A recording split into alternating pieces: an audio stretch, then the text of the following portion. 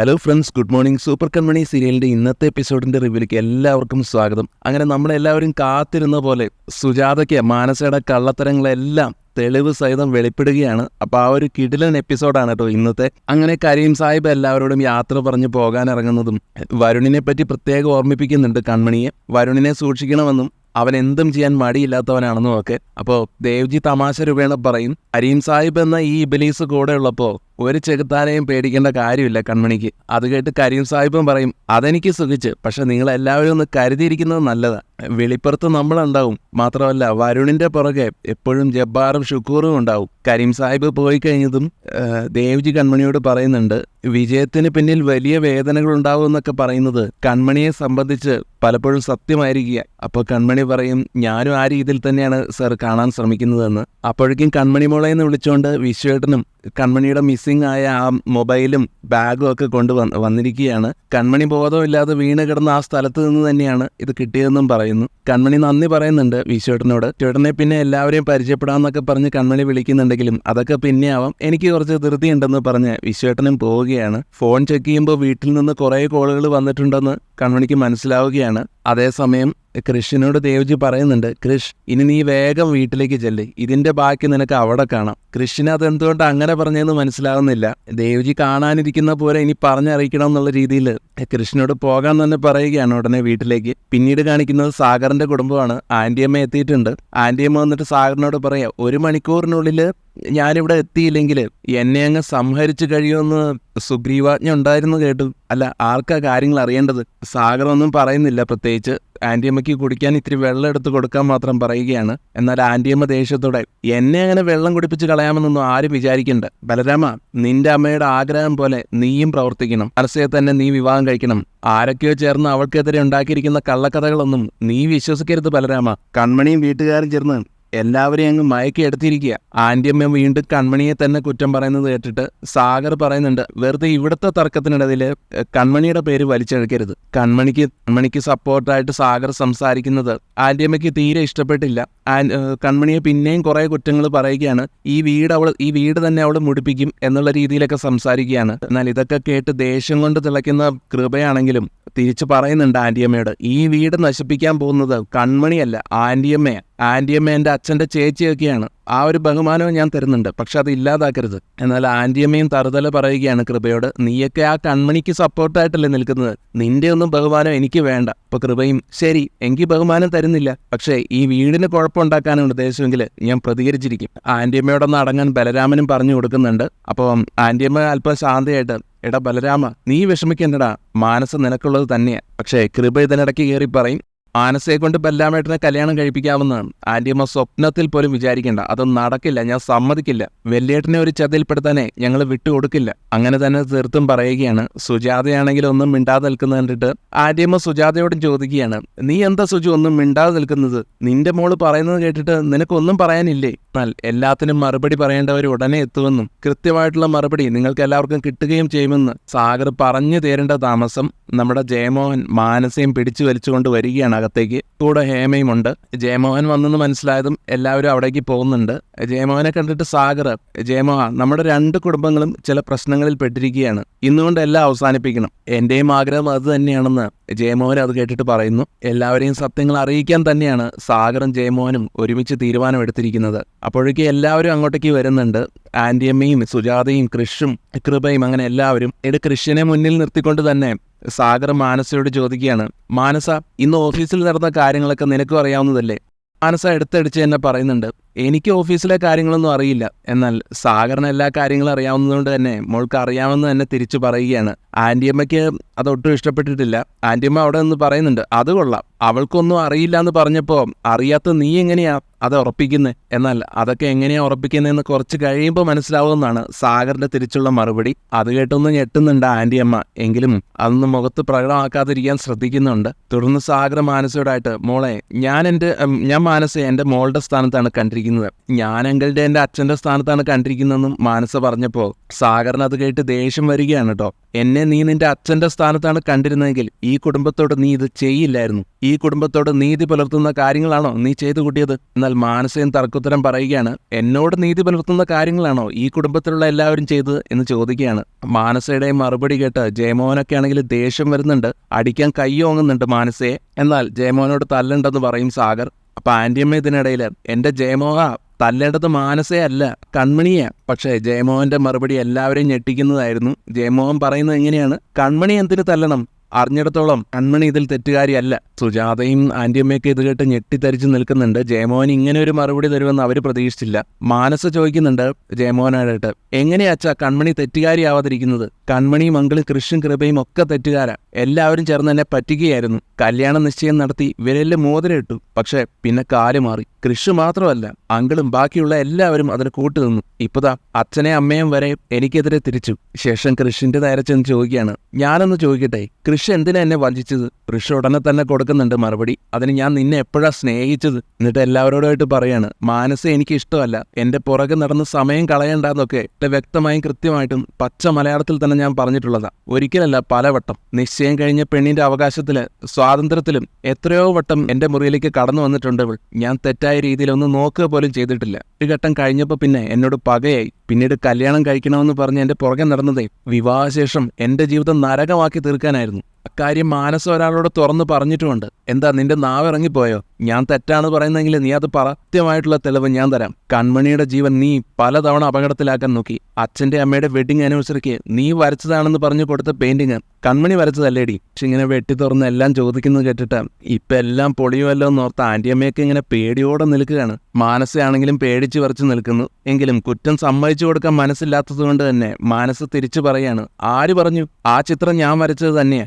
മാനസ ഇങ്ങനെ പറയുള്ളൂ എന്ന് നേരത്തെ മനസ്സിലാക്കി കഴിഞ്ഞിരുന്ന കൃപയാണെങ്കിൽ അപ്പോഴേക്കും ഒരു പേപ്പറും പേനയും എടുത്തുകൊണ്ട് വന്നിട്ടുണ്ടായിരുന്നു. ഇത് കൃഷിന്റെ കയ്യിൽ കൊടുക്കുന്നുണ്ട്. കൃഷി പറയുന്നുണ്ട്, ഞാനത് വരച്ചതെന്നല്ലേ നീ അവകാശപ്പെടുന്നത്? എങ്കിലേ അച്ഛന്റെ അമ്മയുടെ മുമ്പിൽ വെച്ച് നീ ഒന്നുകൂടെ ആ ചിത്രം വരയ്ക്കി. മുൻപ് അതിമനോഹരമായിട്ട് വരച്ച ആളല്ലേ? കൃഷിന്റെ ആജ്ഞ കേട്ടിട്ട് നമ്മുടെ മാനസ ചോദിക്കുകയാണ്, എന്താ എന്നെ പരീക്ഷിക്കുകയാണോ? അതെ, ഒരു പരീക്ഷണമാണെന്ന് തന്നെ വെച്ചു. ജയമോഹനാണെങ്കിലും പറയുന്നുണ്ട് മാനസയോട്, മാനസ തെറ്റുകാരിയല്ലെന്ന് സ്ഥാപിക്കേണ്ടത് സുജാതയുടെ കൂടെ ആവശ്യമായതുകൊണ്ട് സുജാതയും മാനസയോട് പറയാണ്, അത് മോളെ നീ വരയ്ക്കാൻ, ഞങ്ങളുടെ പടം നീ വരയ്ക്കേ, ഞങ്ങളെ പറ്റിച്ചതല്ലാന്ന് നീ തന്നെ തെളിയിക്കേ, എങ്കിലേ എനിക്ക് സമാധാനമാവുള്ളൂ. കൃഷ് അങ്ങനെ വരയ്ക്കാൻ തന്നെ പറഞ്ഞ് പേപ്പറും പെൻസിലും മാനസയുടെ കയ്യിൽ കൊടുക്കുകയാണ്. ആന്റിയമ്മയ്ക്ക് പണി പാളിയെന്ന് മനസ്സിലായി. ആന്റിയമ്മ തന്നെ ഒരു തന്ത്രം പ്രയോഗിക്കുകയാണ് മാനസയെ ഇതിൽ നിന്ന് രക്ഷപ്പെടുത്താൻ വേണ്ടിയിട്ട്. എല്ലാവരും കൂടെ ചേർന്ന് ഒരു പാവം പെണ്ണിനെ ഇങ്ങനെ ക്രൂശിക്കുകയാണോ? കൃഷിന് മനസ്സിലാവുന്നുണ്ട് ആന്റിയമ്മയുടെ തന്ത്രമാണിതെന്ന്. കൃഷപ്പ ആന്റിയമ്മയെ കുറിച്ച് പറയും, കള്ളത്തരമൊക്കെ പൊളിയെന്ന് അറിഞ്ഞപ്പോ കൂട്ടുപ്രതിക്ക് വെപ്രാളം വന്നല്ലോ.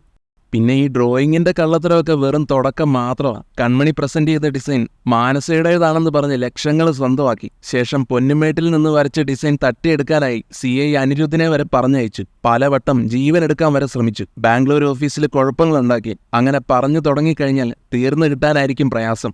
മാനസ ചെയ്തു കൂട്ടിയ അതിക്രമങ്ങളെല്ലാം ഇങ്ങനെ എണ്ണി എണ്ണി കൃഷി പറയുന്നത് കേട്ടിട്ട് സുജാത വല്ലാതെ ഷോക്ക്ഡ് ആവുന്നുണ്ട്. എന്നിട്ട് മാനസയോട് തന്നെ കൃഷി ചോദിക്കുകയാണ് തുറന്ന്, ഞാൻ പറയുന്നതിൽ ഏതെങ്കിലും കള്ളമാണെന്നുണ്ടെങ്കിൽ നീ അത് പറ. ഒന്നും പറയാനാവാതെ കൃഷിനെ തുറിച്ചു നോക്കിക്കൊണ്ട് നിൽക്കുകയാണ് മാനസ. ബലരാമനെ വലവീശി പിടിച്ചതിന്റെ ഉദ്ദേശവും കൃഷിക്കൂട്ടത്തിൽ തുറന്നടിക്കുന്നുണ്ട്. ഞാനും കൺമണിയും തമ്മിലുള്ള കല്യാണം ഉറപ്പിച്ചെന്ന് നിനക്ക് മനസ്സിലായതും ഞങ്ങളുടെ രണ്ടുപേരുടെയും ജീവിതം ഇല്ലാതാക്കാൻ നീ ഉറപ്പിച്ചു. അതിനുവേണ്ടിയാണ് ബലരാമേട്ടനെ വലവീശി പിടിച്ച് വിവാഹം ചെയ്യാൻ നീ തീരുമാനിച്ചത്. സത്യമല്ലേന്ന് ചോദിക്കുന്നതും മാനസം മിണ്ടാതെ നിൽക്കുകയാണ് തലകുനിച്ചുകൊണ്ട്. അപ്പൊ സാഗർ പറയാണ്, സത്യമല്ലേന്ന് ചോദിക്കേണ്ട ആവശ്യമൊന്നുമില്ല, മാനസയുടെ മുഖം കണ്ടാൽ തന്നെ അറിയാം പറഞ്ഞതെല്ലാം അവള് സമ്മതിക്കുന്നുണ്ടെന്ന്. ജയമോഹനാണെങ്കിലും എല്ലാം ബോധ്യപ്പെട്ടിരിക്കുന്നു. ജയമോഹൻ അതുകൊണ്ട് തന്നെ സാഗറിനോട്, കൃഷി പറഞ്ഞതെല്ലാം 100% സത്യമാണ്, ഇത് ഞങ്ങൾക്ക് മനസ്സിലായി, അതിനിനി തെളിവും സാക്ഷിയും ഒന്നും വേണ്ട. കൃഷി പറഞ്ഞ കുറേ കാര്യങ്ങളും ഞങ്ങൾ കേട്ടു. പറയാതെ വിട്ടുപോയ കാര്യങ്ങളും ഉണ്ടെന്നറിയാം, കൺമണിയെ ജയിലിൽ കയറ്റിയതുൾപ്പെടെ. അതുകൊണ്ട് തന്നെ ബലരാമനെ കൊണ്ട് മാനസയെ വിവാഹം കഴിപ്പിക്കണമെന്ന് ഇനി സാഗർ സമ്മതിച്ചാലും ശരി, ഞാൻ അതിന് സമ്മതിക്കില്ല. അതൊരിക്കലും അനുവദിക്കില്ല, അത് പാടില്ല, ഒരിക്കലും അതിന് അനുവദിക്കില്ലെന്നെല്ലാം സുജാതയുടെ മുമ്പിൽ ചെന്ന് സുജാത കൂടെ കേൾക്കെ ഉറക്കെ പ്രഖ്യാപിക്കുകയാണ് ജയമോഹൻ. ഇത് കേട്ട് സന്തോഷമാവുന്നുണ്ട് കൃഷ്ണനും കൃപയ്ക്കും സാഗറിനും ഒക്കെ. എന്നാൽ ഈ പ്രശ്നങ്ങളൊന്നും നമ്മുടെ സൗഹൃദത്തിന് ഒരു കോട്ടവും വരുത്തില്ലെന്ന് സാഗറിന് ഉറപ്പും കൊടുക്കുന്നുണ്ട് ജയമോഹൻ. സാഗറിന് അത് കേട്ട് വീണ്ടും സന്തോഷമായി. ഈ വാക്കാണ് ഞങ്ങൾക്ക് കേൾക്കേണ്ടിയിരുന്നത് എന്ന് പറയുന്നുണ്ട് കേട്ടോ സാഗർ.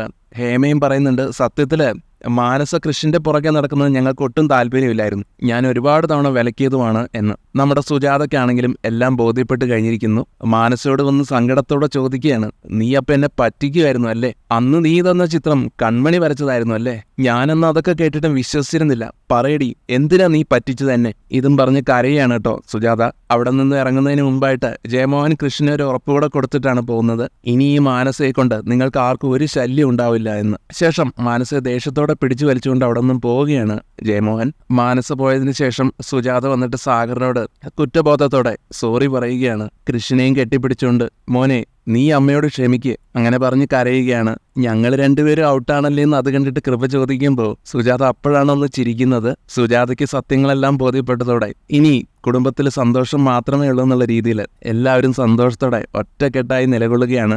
ആന്റിയമ്മയുടെ മനസ്സ് മാത്രം മാനസയ്ക്കൊപ്പമാണ് ഇപ്പോഴും. അവർക്ക് ശരിക്കും സാഗറിനോടും കുടുംബത്തിനോടും യഥാർത്ഥത്തിൽ സ്നേഹം ഉണ്ടോ എന്ന് പോലും സംശയിക്കേണ്ടിയിരിക്കുന്നു. ആ രീതിയിൽ ദേഷ്യം പിടിച്ചാണ് നിൽപ്പ്. അതിനുശേഷം അലികയിൽ കൺമണിയോട് ദേവ്ജി പറയാണ്, കൺമണി ഇപ്പോൾ ശാരീരികമായും മാനസികമായിട്ടും വീക്കാണ്. കൺമണി അതുകൊണ്ട് വീട്ടിൽ പോയിക്കോ, 1-2 ദിവസം നന്നായിട്ട് വിശ്രമിച്ചിട്ട് വന്നാൽ മതി. മഹിയും അങ്ങനെ തന്നെയാണ് പറഞ്ഞു കൊടുക്കുന്നത്. അതെ കൺമണി, ശരിക്കും പറഞ്ഞാൽ കമ്പനിക്ക് കിട്ടിയ നേട്ടത്തിൽ കൺമണിക്ക് ട്രീറ്റൊക്കെ തരേണ്ടതാണ്. പക്ഷേ ഈ അവസ്ഥയിൽ എങ്ങനെയാണെന്ന് ചോദിക്കുകയാണ്. കൺമണി ഇപ്പോൾ കൃഷിന്റെ കാര്യം പറഞ്ഞപ്പോൾ കൃഷി വന്നോളുമെന്നും പിന്നെ കൃഷിന്റെ വീട്ടിലിപ്പോൾ വലിയ സംഭവങ്ങളൊക്കെ നടന്നു, മാനസയെ പൂട്ടി, കൂടുതലൊന്നും അറിഞ്ഞിട്ടില്ല, ഒക്കെ കൃഷി കൺമണിയെ വിളിച്ച് പറഞ്ഞോളും എന്നൊക്കെ അറിയിക്കുകയാണ്. കൺമണിയോട് ധൈര്യമായിട്ട് വീട്ടിൽ പോയിക്കോളാൻ തന്നെ ദേവ്ജി വീണ്ടും പറയും. കൺമണിക്ക് പോകാനായി വണ്ടി അറേഞ്ച് ചെയ്യാൻ മായിയോട് പറയുന്നതിനിടയിലാണ് പെട്ടെന്ന് കൺമണിക്ക് ഒരു തലകറക്കം പോലെ അനുഭവപ്പെടുന്നത്. അത് കാണുന്നതും ദേവ്ജി ആകെ പരിഭ്രമത്തോടെ കൺമണിയെ സോഫയിൽ പിടിച്ചിരുത്തുന്നു. കൺമണി വെള്ളമൊക്കെ കുടിച്ചപ്പോഴത്തേക്കും കുറച്ച് ആശ്വാസം തോന്നുന്നുണ്ട്. എങ്കിലും കൺമണിയെ ദേവ്ജി മാഹിയും ഹോസ്പിറ്റലിലേക്ക് പോകാമെന്ന് പറഞ്ഞ് നിർബന്ധിക്കും. കൺമണി അവരോട് ഇപ്പൊ തലചുറ്റിലൊക്കെ മാറിയെന്നും പിന്നെ രാവിലെ മുതൽ ഞാനൊന്നും കഴിച്ചിട്ടില്ല, ട്രിപ്പാണെങ്കിലും പകുതിക്ക് വെച്ച് പോകുന്നതല്ലേ, അതിൻ്റെയൊക്കെ ഒരു ക്ഷീണമായിരിക്കാം, എന്തെങ്കിലും ഒന്ന് കഴിച്ചാൽ തന്നെ ഓക്കെ ആവും എന്നൊക്കെ കൺമണി പറയുന്നുണ്ട്. അത് കേട്ടതും കൺമണിക്ക് കഴിക്കാനുള്ള ഫുഡും മയ്യെ കൊണ്ട് ഏർപ്പാടാക്കുന്നുണ്ട് ദേവ്ജി. എന്നാൽ പെട്ടെന്നാണ് എല്ലാവരെയും അത്ഭുതപ്പെടുത്തിക്കൊണ്ട് കൃഷ് കൺമണിക്കുള്ള ഫുഡുമായിട്ട് വരുന്നത്. കൃഷിന്റെ കൺമണിയോടുള്ള ആ സ്നേഹം കണ്ടിട്ട് ദേവ്ജി എന്നെ കൺമണിയോട് ചോദിക്കുക, കൺമണി ഇനി എന്ത് വേണം? കൺമണി മനസ്സിൽ വിചാരിച്ചത് കൃഷി മുൻപിൽ എത്തിച്ചിരിക്കുന്നു. അപ്പോൾ ദേവ് സാറേ, MDക്കും ഡിസൈനർക്കും പല കാര്യങ്ങളും സംസാരിക്കാൻ കാണും, നമുക്ക് അങ്ങോട്ട് മാറിക്കൊടുക്കാം, അല്ലെങ്കിൽ ഇവർ നമ്മളെ ശപിക്കും. അങ്ങനെ വയ്യായ്മകളെല്ലാം സുഖപ്പെട്ടതിന് ശേഷം മാത്രം ഇങ്ങോട്ട് വന്നാൽ മതിയെന്ന് പറഞ്ഞ് ദേവ്ജിയും നായും അവിടെ നിന്ന് മാറിപ്പോവുകയാണ്. കൺമണിയും കൃഷി ഒറ്റയ്ക്കാവുന്നു. കാര്യങ്ങളൊന്നും അറിയാതെ കൃഷി കൺമണിയോട് ചോദിക്കുന്നുണ്ട് എന്താണ് സംഭവം എന്ന്. അപ്പോൾ കൺമണി പറഞ്ഞു കൊടുക്കും, എനിക്ക് വിശപ്പ് സഹിക്കാൻ വയ്യാതെ തല ചുറ്റി, എനിക്ക് ആഹാരം വാങ്ങാൻ പോകുമ്പോഴാണ് സാറ് ഭക്ഷണവുമായിട്ട് എത്തിയത്. ഉടനെ തന്നെ കൃഷി കൺമണിയോട് ഭക്ഷണം കഴിക്കാൻ ആവശ്യപ്പെടുന്നുണ്ട്. എനിക്ക് കൈ വയ്യാന്നുള്ള സത്യം കൺമണി പറഞ്ഞപ്പോഴാണ്, ഓ അപ്പൊ പിന്നെ ഞാൻ വാരി തരണം അല്ലേ, എന്തായാലും അത് പറയണേന്ന് പ്രാർത്ഥിച്ചുകൊണ്ട് തന്നെയാണ് ഞാൻ വന്നത്, അല്ലെ ഞാൻ കൈ കഴുകിയിട്ട് വരാമെന്ന് പറഞ്ഞ് കൃഷി പോകുന്നതിനിടയിലാണ് കൃഷിനൊരു ഫോൺ കോൾ വരുന്നത്. കൃപയാണ് കേട്ടോ വിളിക്കുന്നത്.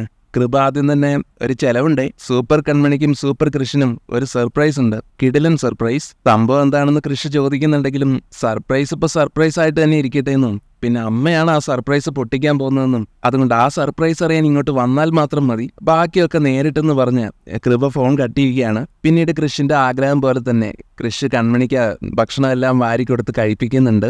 അതിനിടയിൽ പറയുന്നുണ്ട്, കൺമണി ഇന്ന് വലിയൊരു അത്ഭുതമാണ് നടത്തിയത്, ഒരു ബിഗ് സർപ്രൈസ്. എന്തായാലും കൺമണി തന്ന സർപ്രൈസിന് പകരമായിട്ട് ഒരു കുഞ്ഞു സർപ്രൈസ് ഞാൻ അങ്ങോട്ട് തരാൻ പോവുകയാണ്. എന്ത് സർപ്രൈസ് ആണെന്ന് കൺമണി ആകാംക്ഷയോടെ ചോദിച്ചെങ്കിലും അതിപ്പോൾ പറയാൻ പറ്റില്ല, കാത്തിരിക്കാൻ തന്നെയാണ് കൃഷി പറയുന്നത്. കൺമണി അതറിയാൻ തിടുക്കം കൂട്ടിയെങ്കിലും കൃഷി അപ്പോഴും പറയാതെ സർപ്രൈസിന് പൊട്ടിക്കുന്ന സമയത്ത് അറിഞ്ഞാൽ മതി എന്നുള്ള രീതിയിൽ തന്നെയാണ് നിൽക്കുന്നത്. കൺമണിയോട് ഭക്ഷണം മര്യാദയ്ക്ക് കഴിക്കാൻ പറഞ്ഞ് കൺമണിക്ക് ആസ്വദിച്ച് ഭക്ഷണം കൊടുത്തുകൊണ്ടേയിരിക്കുകയാണ് കൃഷി. ഇതിനിടയിൽ കൃഷിനോടും കൺമണി കഴിക്കാൻ പറയുന്നുണ്ട്. കൃഷിയും ഭക്ഷണം കഴിക്കുന്നു. ഇവിടെ മാനസയുടെ വീട്ടിലാണെങ്കിൽ ജയമോഹൻ മാനസയെ റൂമിനുള്ളിലിട്ട് പൂട്ടാനൊക്കെയുള്ള പുറപ്പാടിലാണ്. ഇനി ഈ റൂമിൽ നിന്ന് നീ പുറത്തിറങ്ങില്ലെന്നും നീ നന്നാകുന്നവരെ ഇനി ഇതിനകത്താം, എനിക്ക് ഉറപ്പുണ്ട്, ഞാൻ നിന്നെ ഇവിടെ പൂട്ടിയിട്ടില്ലെങ്കിൽ അവസാനം ജയിലിൽ കാണേണ്ടി വരും. എന്നാൽ മാനസയുടെ വാശി അപ്പോഴും കെട്ടടങ്ങിയിട്ടില്ല.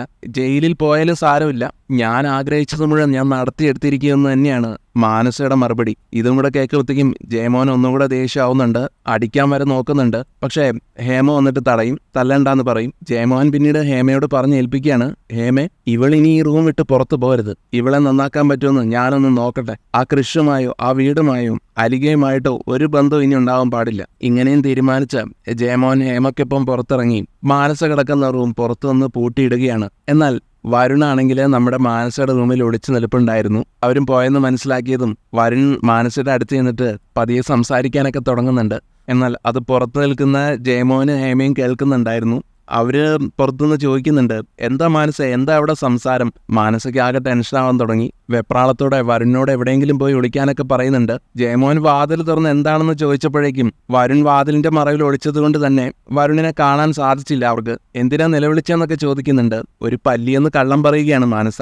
എന്നാൽ ഇതൊക്കെ മാനസയുടെ വേറെ അടവാണെന്നാണ് ജയമോൻ തെറ്റിദ്ധരിക്കുന്നത്. അതുകൊണ്ട് തന്നെ അതൊന്നും കാര്യമാക്കാതെ അവര് റൂം അടച്ചു പോവുകയും ചെയ്യും. മാനസ പിന്നീട് ചോദിക്കുന്നുണ്ട് വരുണിനോട്, നീ എങ്ങനെയാടാ ഇതിനകത്ത് കയറിയത്? വരുൺ പറയുന്നത് ഇങ്ങനെയാണ്, ഈ വരുണേ ഒരു ചെറിയ ഒടിയന. കൂട് വിട്ട് കൂടുമാറ്റം, കൂടോത്രം, മന്ത്രവാദം, അങ്ങനെ പലതുമുണ്ട്. കൂട് പൊളിക്കാതെ കൂടിനകത്ത് കയറും, ഓട് പൊളിക്കാതെ വീടിനകത്ത് കയറും. പിന്നെ ഒരു കാര്യം കൂടെ ഉണ്ട്, ഞാൻ ഇനി കുറച്ച് ദിവസം ഇവിടെ തന്നെ ആയിരിക്കും. അങ്ങോട്ട് കേൾക്കുന്നത് മാനസ ആകെ ഞെട്ടിപ്പോകുന്നുണ്ട്. അപ്പോൾ വരുൺ പറയും, അതേടി, നീ കാരണം എനിക്ക് എൻ്റെ വീട്ടിലേക്കോ കയറാൻ പറ്റുന്നില്ല. അതുകൊണ്ട് ഞാൻ ഇനി മുതൽ നിന്റെ വീട്ടിലാണ് താമസം എന്ന് പറയുന്നത് കേട്ടിട്ട് മാനസ ദേഷ്യം കൊണ്ട് വരുണിനെ അടിച്ചു പോവുകയാണ്.